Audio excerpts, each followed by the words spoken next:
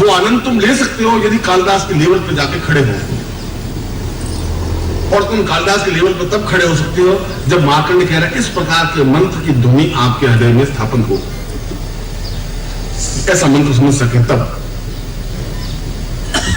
और दूसरी बात मार्कंड ने यह कही कि आने वाली पीढ़ियों के लिए इस प्रकार की बात गुरु कहे ये बहुत अच्छी लगेगी, इस प्रकार की बात शिष्य सुने ये भी अच्छी लगेगी, मगर उनके व्यक्तिगत जीवन में सैकड़ों समस्याएं भी हैं। वो बिल्कुल प्रैक्टिकल चल रहा है मार्कंड, उनके जीवन की समस्याएं नहीं सुलझेंगी, और सारी समस्याएं तो हृदय पक्ष, कलात्मक पक्ष, चित्रकारी पक्ष ये कुछ नहीं बनते, फिर जीवन का आनंद नहीं बनता। इस स्वास्थ्य की बात होती वो एक अलग बात। आपके पास 5 लाख रुपए तो हैं, मगर आपकी तबीयत बहुत खराब है, आप पड़े हैं खाट पर, आप खांस रहे हैं, न आप खा रहे हैं न पी रहे हैं, वो आपके 5 लाख रुपए को वैल्यू नहीं। आपका धन दौलत तो सब कुछ बेकार लगने लगता है जब आपका स्वास्थ्य आपका अनुकूल नहीं होता। आपके पास पैसा है और आपका पुत्र आपका आज्ञाकारी नहीं है, ये समस्या और आपके सामने। उसको पैसों के माध्यम से बेटे को सुधार दे सकते हैं आप। पैसों के माध्यम से बेटे को सुधारना तो बहुत बड़ी बात है, पैसे के माध्यम से आप नींद भी नहीं खरीद सकते, तड़पते रह सकते हैं।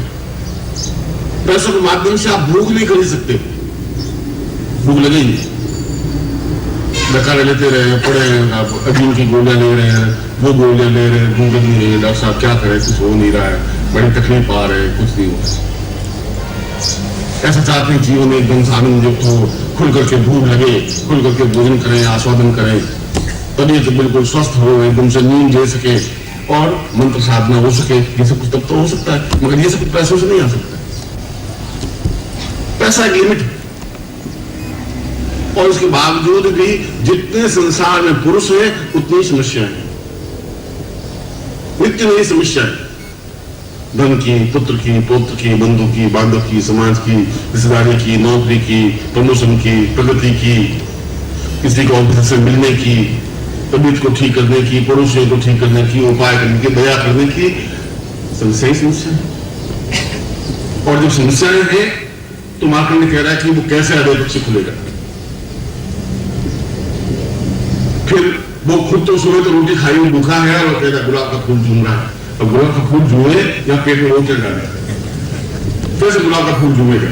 गुलाब का फूल झूमता हुआ तो अच्छा लगता है जब खाए हुआ पेट भरा हुआ हो, तो गुलाब का फूल झूमेगा भी, तो वो चेहरा भी दिखेगा, आंख नाक कान सब बाद में दिखेंगे, पहले कहां से दिखेंगे? पहले तो गोल गोल रोटी दिखेगी कि गुलाब का फूल कैसा होता है, गोल रोटी कैसा होता है। मार्कंड को मालूम, इसलिए अपने श्लोक में कहा कि ये दूसरी समस्या भी उन साधकों के सामने रहेगी, शिष्यों के सामने रहेगी, और गुरु अगर है, और गुरु यदि ये समझता है कि मैं अपने शिष्यों के भाव को जागृत करूं, उनके हृदय पक्ष को जागृत करूं, बात करने की स्टाइल करूं, जगाऊं, चेतना दूं, उनको जो मैं कुछ जीवन में कहूं वो समझ सके, उतार सके, गले में हृदय में उतार सके। मैं कहूं और आप समझ ही नहीं सकें, मैं कहूं और आप अपनी दुनिया मस्ती में रहें, तो मेरा कहना और आपका सुनना अपने आप में व्यक्त हो जाएगा। दोनों का अपने आप में एक संबंध है, अन्योन्याश्रय संबंध है। देवता तो भले कोई कैसे भी हो, चाहे हनुमान जी हो, चाहे महावीर स्वामी हो, चाहे बुद्ध हो, चाहे राम हो, चाहे कृष्ण हो। प्रश्न देवताओं तो हमने भेद किए, मुसलमान में कोई भेद नहीं, वो नहीं चल रहा है। और मैं जहां मौका जैसा मिला वैसा देवता खा दिया कि भाई अब और कुछ नहीं है, कि यहाँ एक राम जी को देवता बना दिया, कहीं हनुमान जी बना दिया, कहीं बानर के पूंछ बना करके देवता बना दिया, मत्स्यावतार, कूर्मावतार, जितने जो दिखाई दिए उनको देवता बना दिया। इसलिए कि आपके सामने जैसी समस्या आप उनके सामने बातचीत करते रहे। एक आदमी की पत्नी खो गई, गुम गई, 2 दिन तो ढूंढा, फिर उसने अपने गुरुजी को पूछा, गुरुजी मेरा सौभाग्य है कि दुर्भाग्य है? चली गई। 2 दिन से अब कोई पता नहीं है।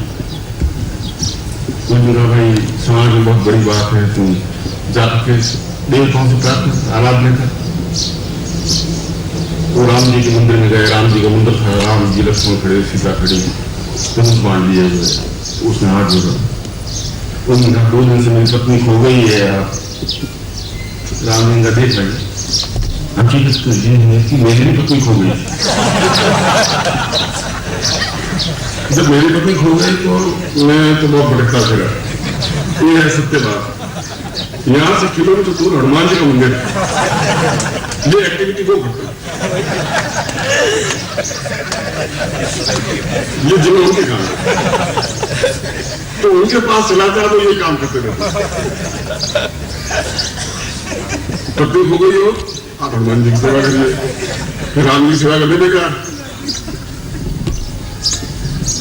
हमने तो 33 करोड़ देवी देवता है, और 33 करोड़ देवी देवता हमने गलती ये की थी कि सन 47 में 33 करोड़ जनसंख्या थी, तो 33 करोड़ देवी देवता मान लिए। अब 82 करोड़ देवी देवता पैदा हो गए। रोज पैदा होते हैं देवी देवता, जितने जितने चाहे उतने। आपके घर में कितने? 8 देवता है, 4 देवियां।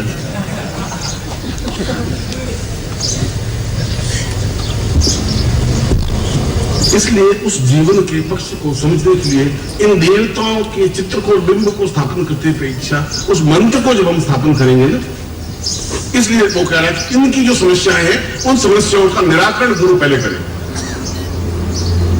जो समस्या हो उनको कोई ऐसी विधि दे, कोई ऐसी तरकीब दे, कोई ऐसा मंत्र दे, क्योंकि बिना मंत्र के तो सैकड़ों विधियों के सैकड़ों प्रयोग है। यदि आपको शत्रु प्रयोग कर रहे हैं तो भगवान का मंत्र जाप करिए। शत्रु बहुत तकलीफ दे रहे हैं तो भगवती प्रयोग करिए। और लक्ष्मण नहीं है तो फिर आप महालक्ष्मी प्रयोग कर दीजिए। फिर ऐसे कुछ नहीं है तो काली का प्रयोग कर दीजिए, फिर उसका चेटक कर दीजिए। सैकड़ों साथ में है, और उसके बाद भी रोज नई समस्याएं पैदा होती रहती हैं।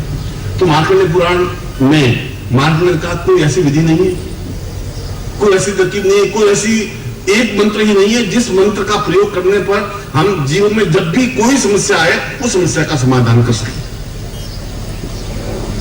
इसलिए इस श्लोक को लेकर के आज मुझे आपके सामने पहुंचना कि हमारे जीवन की भी सैकड़ों समस्याएं होंगी ही, मेरे जीवन में भी, आपके जीवन में भी। कल आप खड़े होंगे तो 2 और समस्या नहीं पैदा होंगी।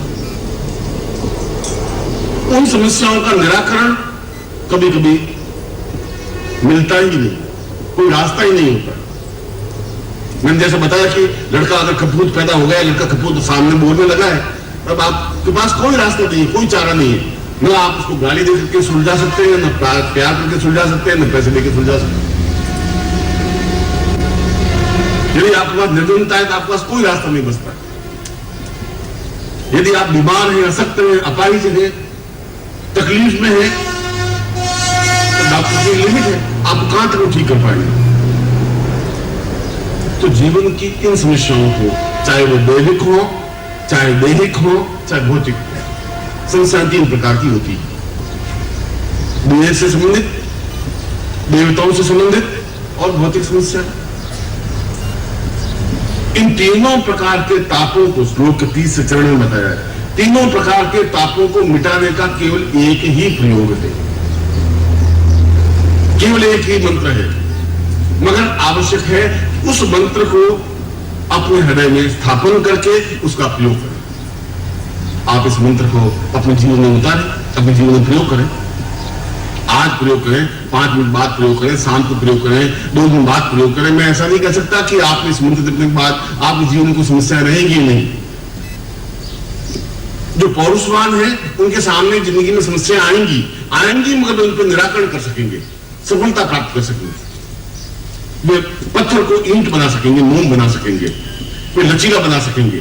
जो पारिवारिक विसंगतता है उसको अनुकूल बना सकेंगे उन मंत्रों के माध्यम से, उस हृदय पक्ष के माध्यम से, उस जीवन की संस्था के माध्यम से। चाहे अपनी स्वास्थ्य संबंधी समस्या आएगी, चाहे आर्थिक संबंधी समस्या आएगी, चाहे देवी संबंधी भूत प्रेत पिशाच राक्षस गंधर्व किन्नर कैसी भी समस्या है, और अचानक कोई समस्या है। कई बार ऐसा होता है कि ये नौकरी छोड़ कर नौकरी ज्वाइन करनी है, करे नहीं करे, क्या करें क्या नहीं करें। बड़ी दुविधा की स्थिति बन जाती है।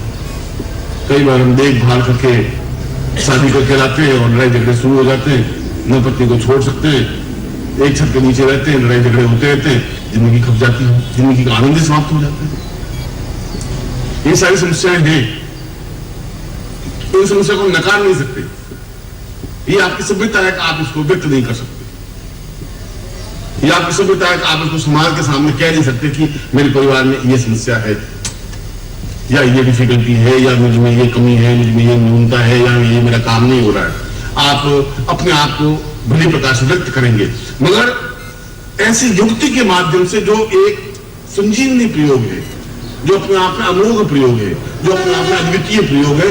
इसलिए मार्कंडेय ने कहा कि मैं महाकाली, महालक्ष्मी, महासरस्वती तीनों के संयुक्त स्वरूप को लेकर, देखिए अब चौथे लाइन की पंक्ति का बहुत गूढ़ समझिए, क्योंकि वो तीनों ताप बताएं, भौतिक, दैहिक, दैविक। इसलिए महाकाली, महालक्ष्मी, महासरस्वती तीनों के संबंधित स्वरूप को लेकर, और श्रेष्ठतम मंत्र जो नवार्ण मंत्र है, नवार्ण मंत्र का मतलब जिसमें 9 अक्षर है वो नवार्ण मंत्र है, ऐं ह्रीं क्लीं चामुंडाय विचे। इस मंत्र का समन्वित करके मैं वह मंत्र आने वाली पीढ़ियों के लिए एक धरोहर के रूप में रख रहा हूं, जिससे कि उनके जीवन की सारी समस्याओं का समाधान इसके माध्यम से हो सके। कल मैंने आपको प्रयोग दिया था, एक लक्ष्मी का प्रयोग दिया था। यह भी अपने आप एक प्रयोग है, और इस प्रयोग में जब महाकाली का पूजन चिंतन आया, महालक्ष्मी का पूजन चिंतन आया, मां सरस्वती का पूजन चिंतन आया, वहां नवार्ण मंत्र का सारभूत तथ्य भी आया है। नवार्ण मंत्र की रचना भी मार्कंडेय ने की। उसने कहा कि ये मंत्र नवार्ण मंत्र ऐं ह्रीं क्लीं चामुंडाय विचे अपने आप में एक अद्वितीय मंत्र है। जीवन के अंतिम काल में उन्होंने कहा कि मंत्र अपने आप में अद्वितीय है, मगर ये सारभूत तथ्य यह भी एक मंत्र है जो आने वाले उन पीढ़ियों के लिए, जिन पीढ़ियों को मैं अपने गोत्र से परिचित हो सकूंगा, जो मेरे गोत्र के हैं। वो तो अपने पूर्वजों के लिए कह रहा था। जो भी साधक हैं, जो भी सन्यासी हैं, जो भी योगी हैं, जो भी ग्रस्त हैं, जिनकी भी जो भी समस्याएं होंगी, साधना में सिद्धि नहीं प्राप्त होगी या जो कुछ भी, उनके लिए मैं इस विशेष मंत्र की रचना कर रहा हूं। और इस मंत्र को वह प्रत्येक क्षण मंत्र जाप कर सकता है। इसके लिए कोई अनुष्ठान की आवश्यकता नहीं। ऐसा नहीं कि एक कमरे में बैठ करके इसको कोई माला लेकर के मंत्र जाप किया जाए, ऐसा नहीं, इसमें कोई आवश्यकता नहीं। मगर शुद्धता के साथ, इन बीज मंत्रों के साथ, इस मंत्र को प्रारंभ करने से पहले इन मंत्रों को हृदय में उतारने के लिए भी उसमें विधि दी। तो कल जब लिखने से तो मंत्र बनेगा नहीं। उसने कहा कि इन मंत्रों की 21 आहुतियां उसी समय दे जिस क्षण उसके मन में इस भावना का जागरण हो कि मुझे यह मंत्र सिद्ध करना है। जिस क्षण भावना जगे कि मुझे इस प्रकार का एक कोई ऐसी चमत्कारिक चीज, एक कोई ऐसी चीज प्राप्त हो जाए जिसको मैं हृदय में अपने पास रख सकूं और मैं इस मंत्र का उच्चारण कर सकूं, मगर उससे पहले यह मंत्र पूर्ण संपूर्ण रूप में मेरे आकार में मेरे शरीर में समाहित हो जाए। और शरीर में समाहित अग्नि के माध्यम से ही संभव है। तो देवताओं को अभिष्यान अग्नि ही दे सकती है। अग्नि अपने आप में आप जो प्रदान कर रहे हैं वो देवताओं तक पहुंच रहा है।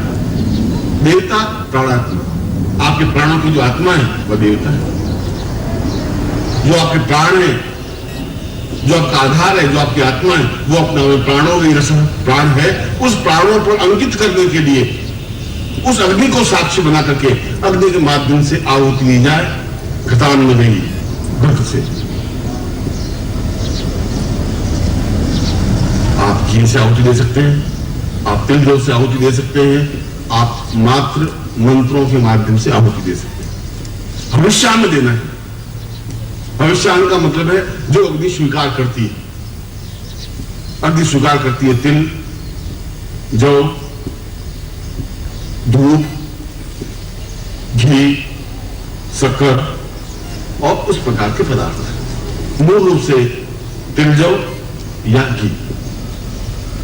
और इस मंत्र को पूरी निष्ठा के साथ ऐसा लगे कि जैसे मैं प्रत्येक बार इस मंत्र को अपने हृदय में उतार रहा हूं और स्वाहा कहता हुआ आहुति दे। फिर दूसरी बार भी इस मंत्र को जपे और आहुति दे, 21 आहुति दे उसी क्षण। इस प्रकार के प्रयोग को उन्होंने कार्य सिद्धि प्रयोग कहा, जीवन सिद्धि प्रयोग कहा, आत्म सिद्धि प्रयोग कहा, देह सिद्धि प्रयोग का, और अंत में कहा सर्वस्व सिद्धि प्रयोग है। उन्होंने इसके 5 नाम दिए। और जब ऐसी कोई चीज, ऐसी कोई वस्तु प्राप्त हो जाए गुरु के माध्यम से, तो फिर जीवन में कुछ अभाव रहेगा और रहे ही नहीं, क्योंकि हम उस मंत्र को सिद्ध कर सकते हैं, क्योंकि ये जीवन का एक मूल मंत्र है, जीवन का एक आधार है। तो उसके बाद में उस प्रयोग में जब उसकी व्याख्या की, उस श्लोक की, तो उस श्लोक में व्याख्या करते हुए कि जब आप के सामने कोई समस्या है, आज तो आपने मंत्र को सिद्ध किया है, यंत्र को अपने बाएं हाथ में यंत्र को पकड़ा, यंत्र को स्थापन किया, यंत्र को लिया, गुरु को चिंतन किया, गुरु की पूजा की, गुरु को अपने हृदय में स्थापन किया। यह तो छोटा पहला प्रयोग हुआ, जिसमें केवल गुरु ब्रह्मा गुरु विष्णु आप कैसे बोले, या तो माता चाहिए बोले, या गुरु मंत्र का जाप किया, चाहे आपने एक माला मंत्र जाप किया या 5 बार उच्चारण किया। उसके बाद उस विशेष यंत्र को, जो जीवन सिद्धि यंत्र है, उसको बाएं हाथ में स्थापन किया और स्थापन करके दाहिने हाथ से आपने आहुति दी। इस चिंतन के साथ 2 दिन बाद, 5 दिन बाद, महीने बाद, 2 महीने बाद, 10 महीने बाद, कभी और कोई घर में समस्या आई, आप उस प्रकार की आहुति दी। अपने लिए भी, परिवार के लिए भी, पड़ोस के लिए भी और विश्व के लिए भी। वसुधैव कुटुंबकम।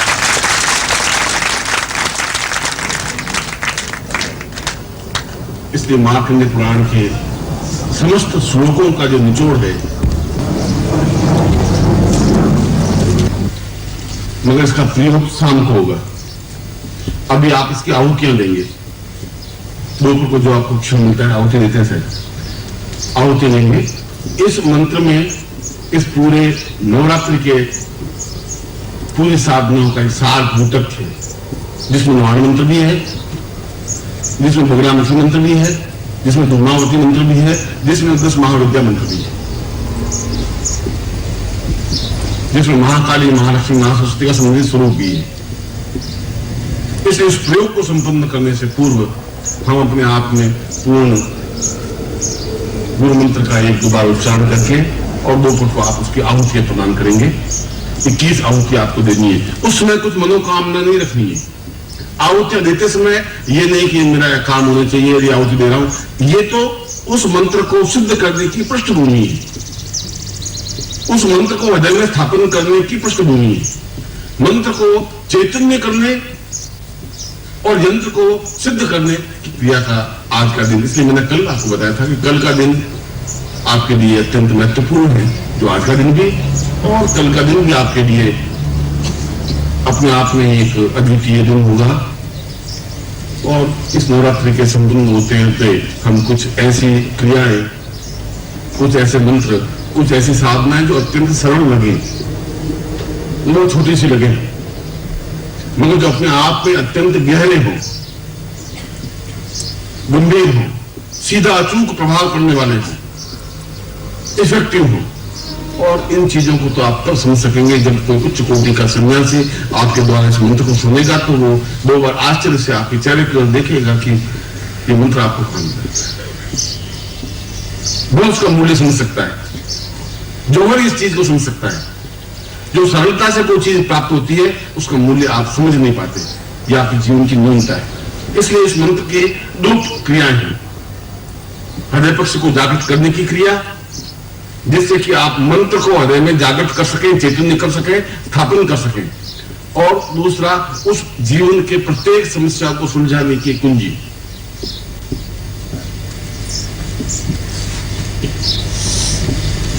और मुझे विश्वास ही मुझे तो अपने आप में दृढ़ निश्चय है, क्योंकि मैंने इस मंत्र को आजमाया है, देखा है, परखा है, जीवन में उतारा है। और ये मैं जानता हूं कि मुझे इस मंत्र को प्राप्त करने के लिए कितना अधिक परिश्रम करना पड़ा था।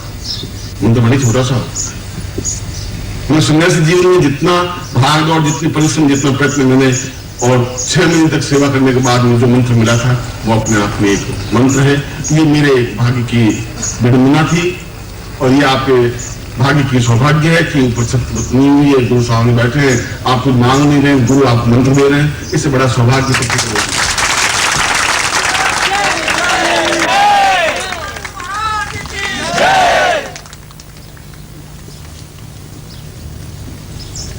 बोलेंगे और आप आहुति देंगे, आपसे बोलेंगे, आहुति देंगे, बोर्ड पे लिखा हुआ होगा। उसके बाद इस मंत्र को शाम को हृदय में स्थापन चैतन्य होगा और यंत्र की चैतन्यता होगी जो अपने आप में विशिष्ट क्रियाओं के साथ होगी। शाम का भी क्षण आपके लिए बहुत मूल्यवान महत्वपूर्ण बनेगा। मैं आपको हृदय से आशीर्वाद